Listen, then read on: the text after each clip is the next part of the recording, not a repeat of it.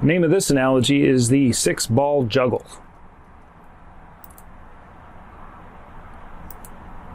So how do you speed the project, simplify the workflows, improve quality, solve resource issues? And this is kind of a big one now with the inability to hire people, especially experienced people. How do you improve morale? And how do you prevent my biggest regret as a parent? How do you avoid that? The key is juggle fewer balls. All right, is this progress? Our disciplines are increasingly intertwined with adjacent and formerly remote disciplines. So as we do our work, we've got a lot more information right in our face. It's loaded with a lot more spatial data. You know, things aren't in arbitrary coordinates anymore. They are in real-world space. Our jobs tend to be subservient. Our discipline tends to be more subservient to more demanding partners. Often partners that got a lot more clout and money, a lot more risk, so we are pressured a little more. As a designer, we tend to be, that design is a smaller part of the greater life cycle. So the design is less of a one-off thing now than it is an event in a life cycle. Okay, so things are getting a little more complicated. And where we were once asked to juggle maybe 2 or 3 balls, we're now required to juggle 6. That's where are we? You know, 6 is a challenge. Where have I seen this personally? A lot of design in immersive, multidisciplinary environments. One of the challenges now is too much information instead of not enough. Okay. Recently been working on some subsurface utility management, existing, you know, where are things in the ground as we go to dig things up. That is really complicated. A lot of sources, a lot of different formats. It's a challenge. Traditional training design. A lot of times we want you to be a 6-ball juggler, so we train the 6-ball juggle workflow as if you were already a 6-ball juggler. It's not a really good way to do things. And in personal life, I've been able to traumatize some supposedly recreational activities by not managing how we present things, trying to get too many balls in the air at the same time. Okay. Must we juggle all 6 at once? No. Okay. The default is yes, but is yes actually necessary? And part of the challenge with that is the requirements say the balls must be juggled, and it implies concurrency, but it doesn't really need concurrency. So what are the reasons we go ahead and try to get 6 balls in the air? Part of it is we have a juggling guru on staff who has shown that she can juggle 6 balls in the air very well. Okay, she's good. The process looks efficient. It's great. Okay, maybe our managers are, hey, I used to juggle 9 balls at once. Okay, so 6 is not a problem. Okay, so you know, maybe that's why they're managers, because they were that good. Okay, maybe our managers have never juggled nothing. Okay, maybe that's why they're managers. In any case, the 6-ball juggler, it's elite. There aren't that many people who are able to do it. First of all, they didn't come into the juggling world juggling 6 balls. They started with 1 or 2 or 3, moved their way up. Okay, and not everyone gets to the 6-ball level. A lot of people, you know, they find a comfort. You know, it takes a level of dedication to get to the 6-ball level. A lot of those 6-ball jugglers get promoted out of juggling. Okay, some of them may decide that juggling's not all that inspiring to them anymore, and so they're off taming lions. Okay, so the 6-ball jugglers, they're elite and they're rare. The other thing is they're not necessarily have the mentality of training. Okay, and few of them train at scale. So you're putting all your balls in one basket. There are some problems with that paradigm, the 6-ball paradigm. Okay, the perception is the process. You know, when you have someone who's that good, that the process relies on innate talent rather than discrete steps. Okay, And the guru does a lot of stuff. The people are really good and really experienced. They can do a lot of stuff mentally, and they have skills they don't recognize as extreme skills. You know, these are really amazing, unique talents they have, and it's so inured to what they're doing. It's an inane talent that they don't recognize how complicated it is. Okay. Another thing that happens is they tend to do it all internally instead of on paper. It's faster that way. It's not necessarily easy to follow. Okay. It's also an oral tradition, okay, versus documentation. You know, it's easier to coach you than it is to build training, develop training. And honestly, that is the best way to get good at something, is have someone at your shoulder helping you out, someone who's one cube over at your beck and call. That's the fastest, best way for one person. Okay. That is not scalable. It's not scalable. Documents are scalable. Videos are scalable. Onboarding to a 6-ball paradigm, that's not, how do you say it, designed to, in a better onboarding paradigm, is complicated. It's rare, and it excludes, and this is the big thing, it excludes capable resources. Okay. So the 6-ball juggler is elite. Okay. I don't want to say he's a circus freak. He's a circus freak. Okay. One question though on that, several questions, is what's the actual quality? You know, that's the standard. But if you take it apart, how defensible is the conclusions or outcomes? Part of that is, how do you open up the hood and take a look at what's largely or significantly a mental process without a paper trail? Okay. When you try to troubleshoot that, how easy is that? How straightforward is that? Okay. So when you have a requirement, one of the things you should look at doing is, if the end result is 6 balls being juggled, ask the question rather contrarily or skeptically. Do they have to be juggled all at the same time? Okay. It may not. And there's a couple ways to simplify a 6-ball process, and that is juggle less balls, juggle them in series. So 2 balls, three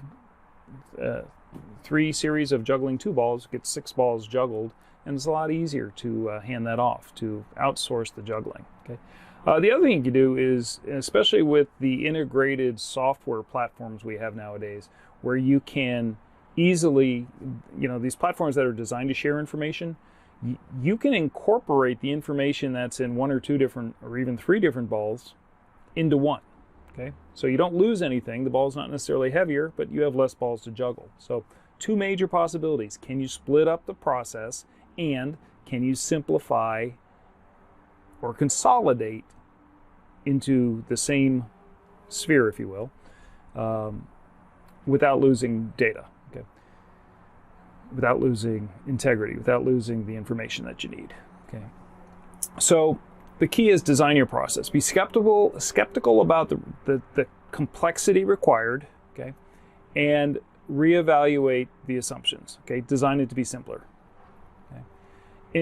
Involve your software experts. Okay, let's face it, it's not about paper anymore. It's about software. You got to have software experts. They are familiar with newer trends. They are outside of the traditional box of juggling.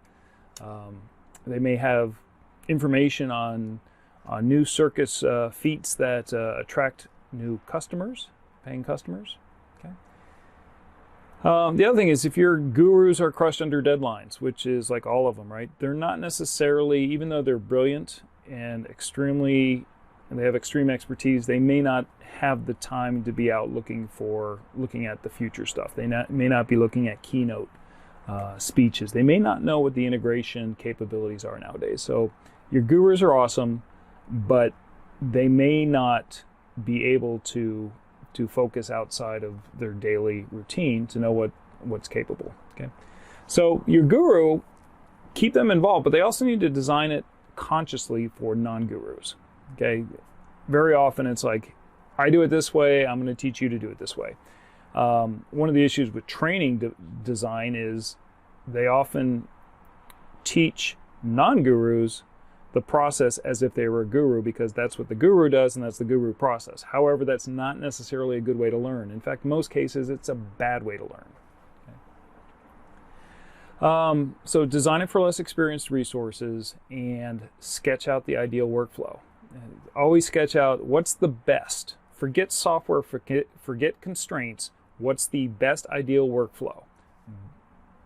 And that includes offloading offloading the parts you hate.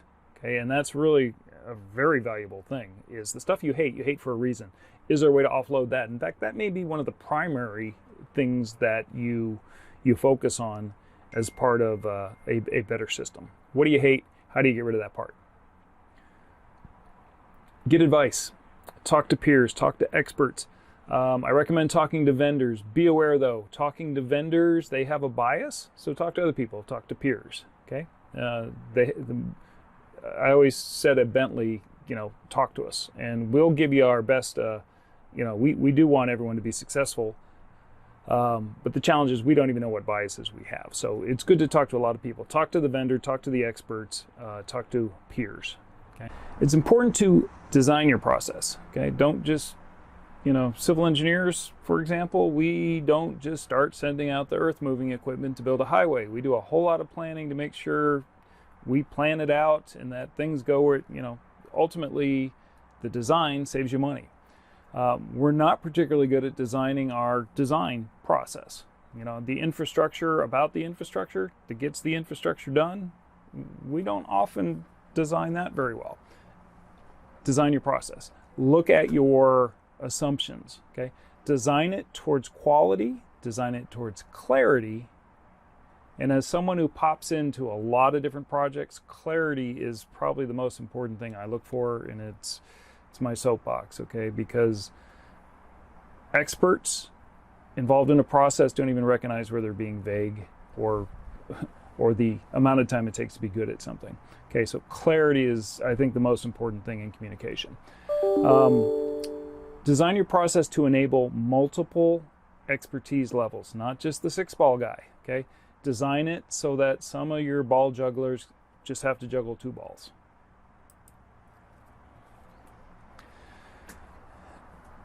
The other thing to keep in mind, and this is the hardest part, is juggling still a thing, okay? Jugglers got to juggle. Do you? Okay? So, for example, one of the worst ways that we as civil engineers communicate is through paper. In fact, so there you can see we have black and white. That's all. So all the information in a rich, immersive, 3D, photorealistic design environment has been stripped down to black and white. And it is the absolute worst way to communicate. Honestly, spatially, this is the worst way to communicate, and this is legally the requirement now. Why? Because the lawyers have to be able to understand this or fight over it, and you can mark this up. Anyway, so this dumbest way to communicate is holding back the entire industry. But one of the things so when I look at, if I have any work to do where it involves sheets of paper or a PDF that's black and white, or a PDF that, I hate to say it, if there's PDF and it's in color, I'm like, all right, there's additional information versus black and white. It's not as dumb as it can be, so I'm thankful for that. But the ability to read, and this is even a bad example, there are examples where it's almost impossible to figure out what's going on. And there are people who are excellent at, you give them a plan sheet of paper and they know exactly what's going on, they can get quantities off that. They don't recognize that those are 12-ball jugglers. They are amazing. They got swords, they got things on fire, and that's just day-to-day stuff for them, okay? But that is the worst way to communicate. So one of the things when you are designing your process, make sure you don't have a circus freak in there who's dictating how things should be done. They don't recognize how brilliant they are, how freakish they are. So yes, Elon Musk says that, hey, the best thing to do is get requirements from dumb people. He goes, the experts, they make things overly complicated. The point is, simplify, look at the requirements with a skeptical eye and make it as simple as possible. Okay. I mentioned this 6-ball process, too many balls in the air is led to the biggest regret I had as a parent, and that involves, say, scuba diving, which is a lot of it's a good analogy here, a good example of not managing things well, having too many balls thrown at the victim, the participant, the resource, too early. One of the things about scuba instruction, it is designed to be like a lot of training courses where you introduce concepts individually, one at a time. You assure mastery, move forward to the next concept. In fact, it's better than a lot of software training courses. You start with a pool dive, okay? And this is, my son was 12. We were going to go to someplace warm and do some diving. And I'm like, hey, let's not use our vacation time getting trained. Let's get trained here in San Diego, where the water's very cold. And so you can see in the picture here, there's no gloves. It's got a rash guard, but not a full wetsuit, no hood, okay?